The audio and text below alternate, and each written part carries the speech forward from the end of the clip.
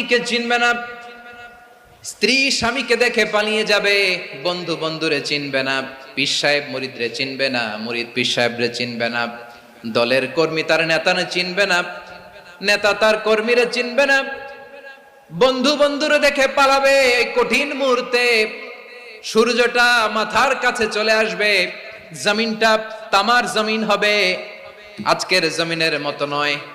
মানুষ ঘর্মাক্ত, ক্লান্ত, শ্রান্ত মাথার মগজগুলো কানের ছিদ্র আর নাকের ছিদ্র দিয়ে বেয়ে বেয়ে পড়বে।